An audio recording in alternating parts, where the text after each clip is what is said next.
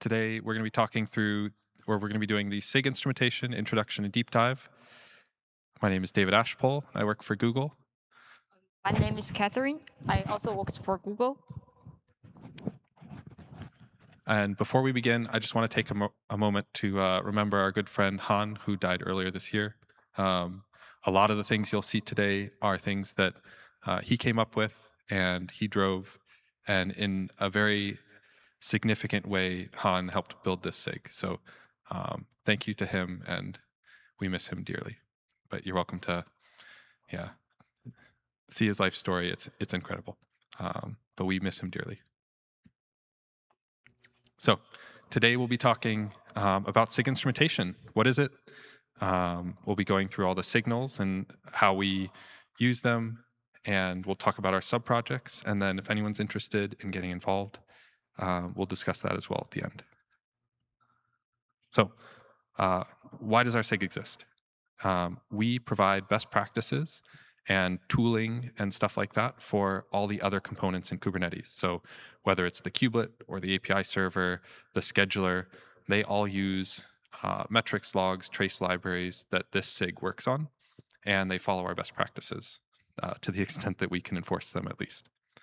We also have a bunch of sub-projects. Some of them are super popular, like kube state metrics. Others are widely used, but you've maybe never heard of them, like metric server, and there's a couple more as well. So we do metrics, logs, even Kubernetes events are things that we own, and recently we've also introduced support for distributed tracing. We meet once a week, and during there we discuss new enhancement proposals, triage and fix issues, pretty much standard open source stuff. But that's mostly where we talk about like the things that we're working on and the changes we want to make in upcoming releases. Okay, next I will talk about logs. So for logs, one key aspect is around consistency. When we log metadata, we want the format to be consistent. So why is that important? Imagine you are inspecting one incident and you want to find all the logs around one specific pod, and you are searching around also information around that pod.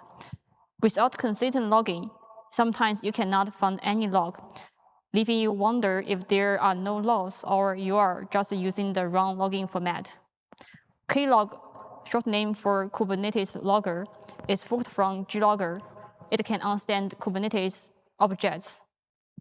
It conforms to the logr interface.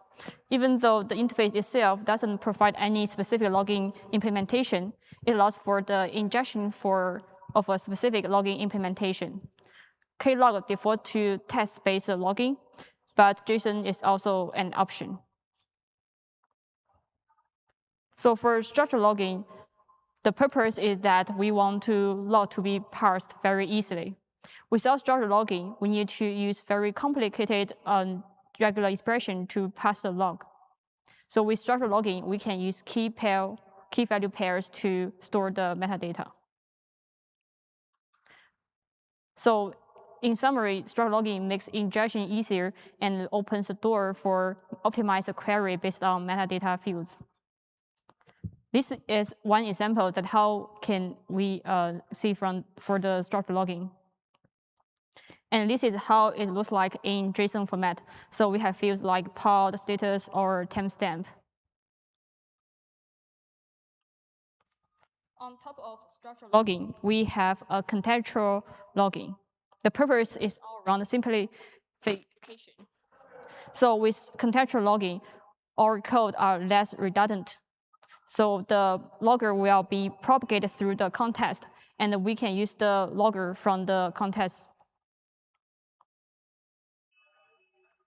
And this is one example. So at the beginning, we will attach pod name and namespace into logger, and the logger is passed into the context. And then the context is propagated through all the functions. And then we can use the logger from the context. For example, here, we can doing work, and it has the metadata fields for pod and namespace. And if you are interested in structured logging or contextual logging, we have a working group led by Patrick. And we need your help for migrating the contextual logging. And then we have metrics. All right, so in Kubernetes, we've used Prometheus for a long time. Prometheus was actually the second project donated to the CNCF.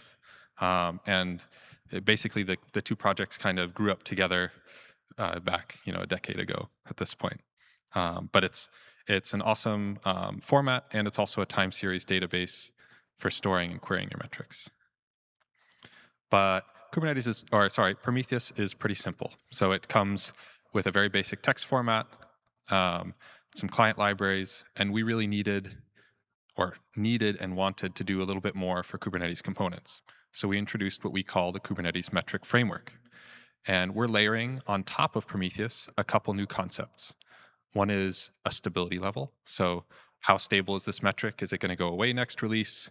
Or is this, API server request duration, and will break the whole world if we remove it? We also needed a mechanism to deprecate metrics, because sometimes metrics are no longer relevant, or we want to replace them or rename them. And so we wanted to do that consistently throughout the Kubernetes community and ecosystem. And finally, we wanted hooks so that we can add new features to metrics over time. One of those has been metric exemplars, which I'll talk about in a little bit. And as well, it's nice to be able to standardize the configuration for the metrics we produce. So this is an example where we added a feature that lets you turn off problematic metric labels to reduce cardinality. There are 4 stability levels: internal for metrics that are basically just for developers and we never want users to find out about. And then there's alpha, beta, and stable with increasing levels of restrictions as far as what you're allowed to change. One of the most useful things that's come out of this effort is the auto-generated metrics documentation. So even 3 or 4 releases ago, if you wanted to know what metrics Kubernetes produced, you either had to ask your telemetry vendor and hope that they knew the answer, or dig through source code. But thankfully, because we have hooks into all the metric definitions in Kubernetes, we can pretty easily use static code analysis to generate the entire list, which at this point is extremely long, of metrics, so that at least we can stick it on a website somewhere and make it easily searchable. We also introduced some metrics about your metrics, just to be cool like that. So if you want to know how many metrics you have registered, or how many you've disabled, or even how many are deprecated and hidden, but you could re-enable, that's something that you can figure out. Useful in more niche scenarios. This one is quite useful, I think, especially for like SRE types. So if you're curious what features have been turned on in your cluster, say you're debugging some issue and you're like, shoot, is this feature enabled? Is that feature enabled? It's good to be able to see the state of all of your components across your clusters in a consistent way and see, yeah, so this feature is only turned on over here and not over there. And maybe that helps you identify issues you're seeing in your cluster or strange behavior.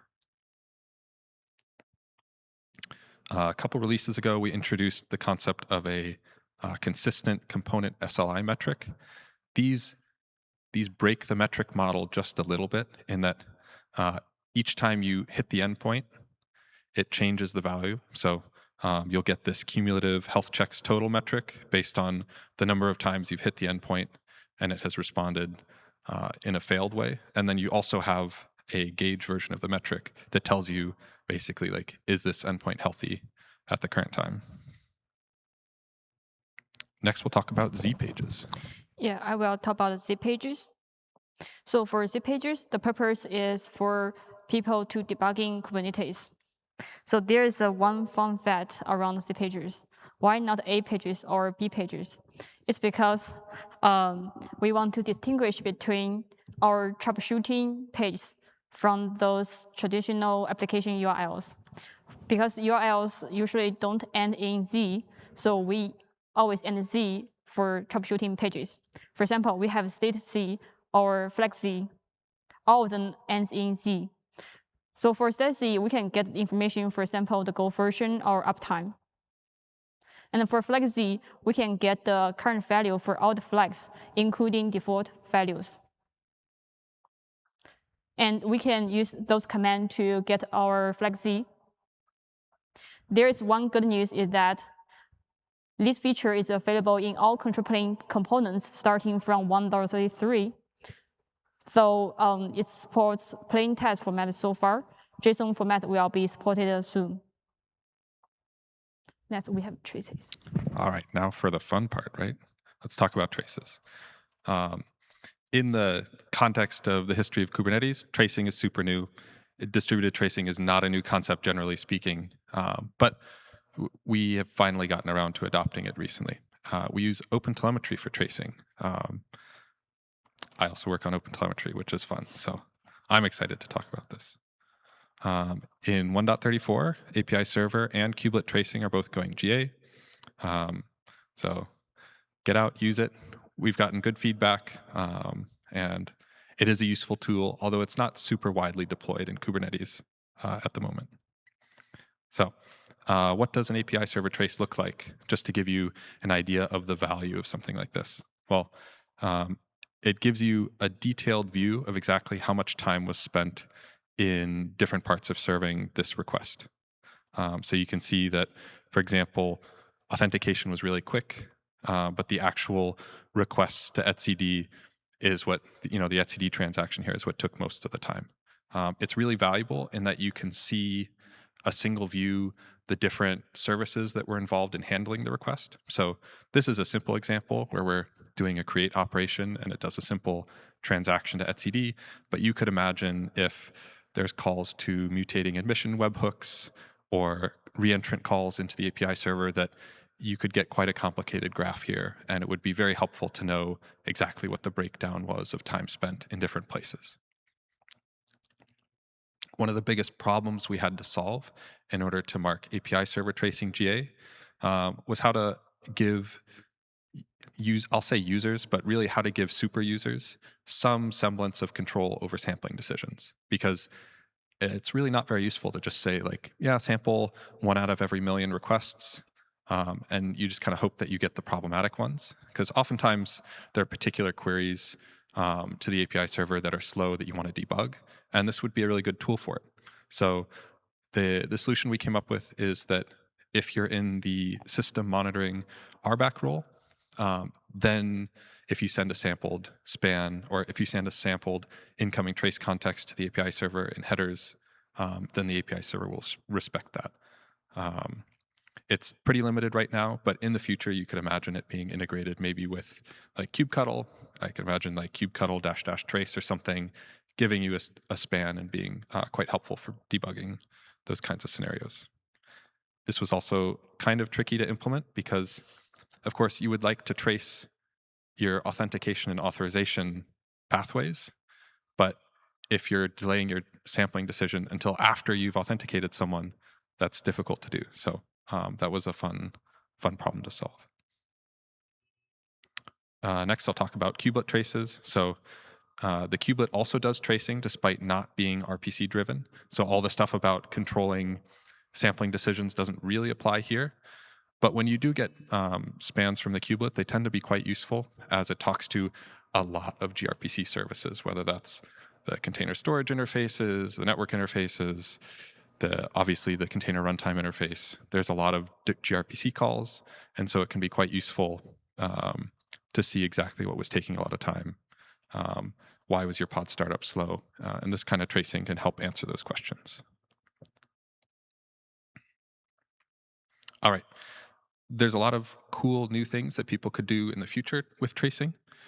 One of them is, and we've talked about this before, but it has stalled out for various reasons, is wouldn't it be cool if you could have trace context propagated via objects, say in annotations or something like that, so that you could see that how different controllers were interacting with each other. We could also expand the list of components that do tracing. Generally, good candidates are things that talk, a lot of gRPC services, or making lots of complicated requests, or sometimes even have just complicated decision making, where it would be nice to have very detailed information, something like the scheduler.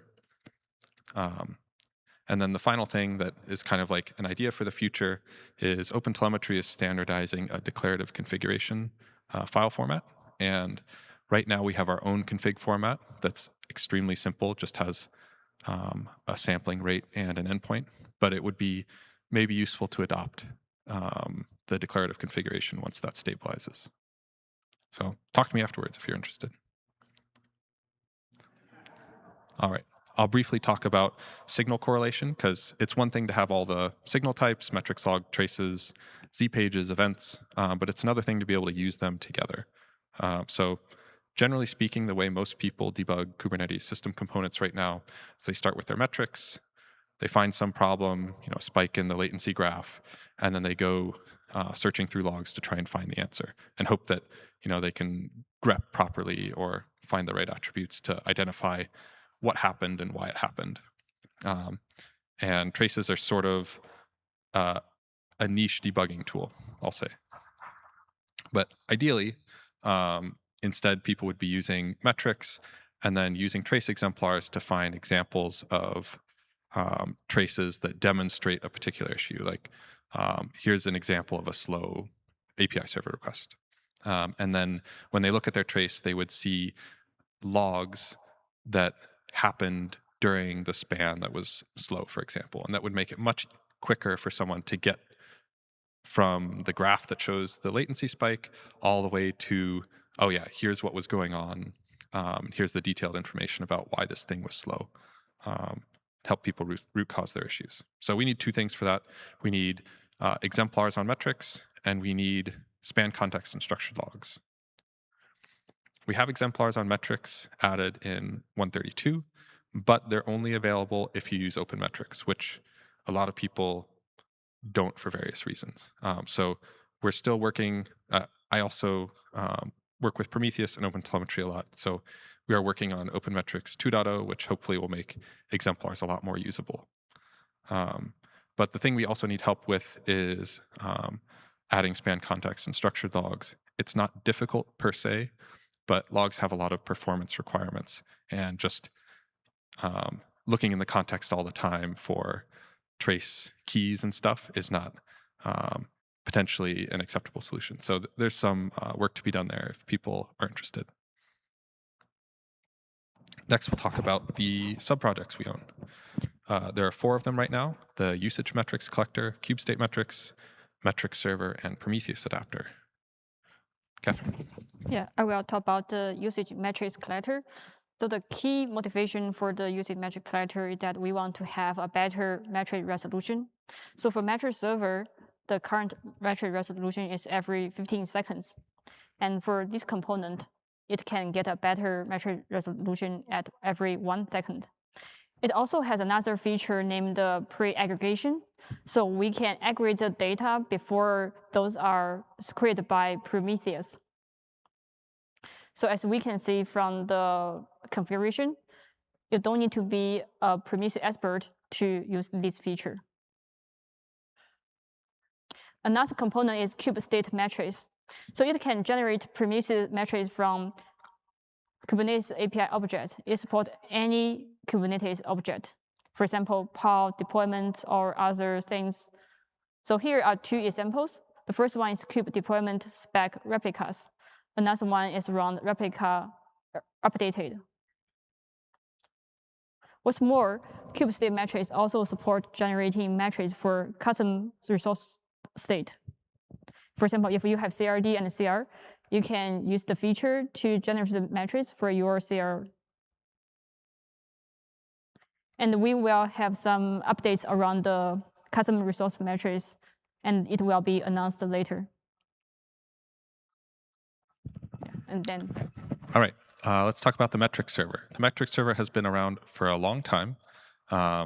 It was introduced because we needed it wasn't enough for Kubernetes just to say like, yeah, kubectl top and HPA, like, yeah, go find a metric vendor and plug into them. We wanted to have a batteries included component that could serve metrics for basic CPU and memory autoscaling and give users something from kubectl, right? So we introduced the resource metrics API, which is an aggregated Kubernetes, or it's a Kubernetes API, right? So it looks like Kubernetes objects, but actually the thing that you're getting back is structured like the result of a metric query, right? So this is what kubectl-top use, and it's what vertical and horizontal pod autoscaling use. But it has a dedicated purpose. So all it does is scrape CPU and memory metrics from the kubelet, aggregate those as cheaply as possible, and serve those for these particular use cases.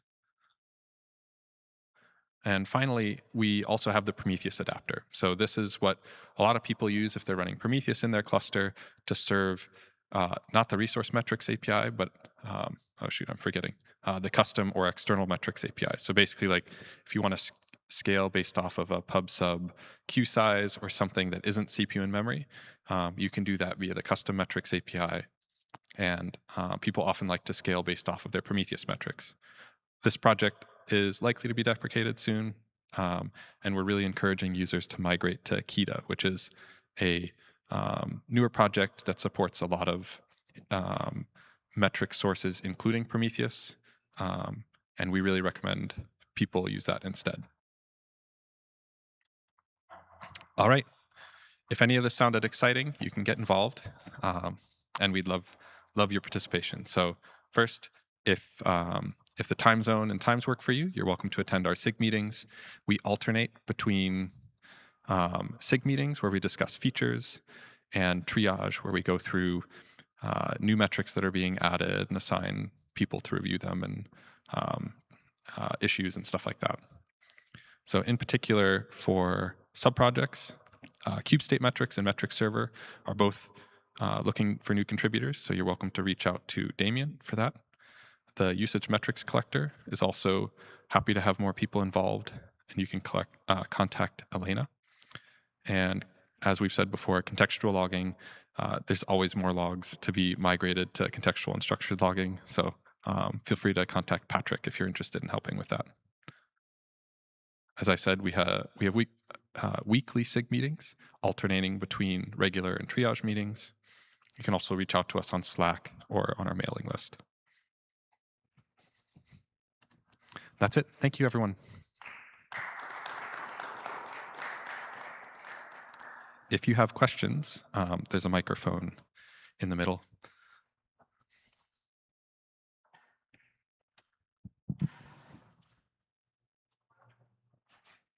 I'm curious, you did mention that the kubelet for generating tracing on the kubelet, that you pointed out that like sampling doesn't super make sense. I'm still wondering if that might be some kind of an option just to reduce volume, control volume. So we do support a hard-coded sampling rate. So you can say, I want one out of every 1,000 things that happen in the kubelet to be traced. Great. But you can't say like, oh, this AI workload is the one I really care about starting up fast. Can you please just tell me about that? So there's no like fine-grained or policy-based sampling decisions that you can do today. Cool. That's great. Thanks.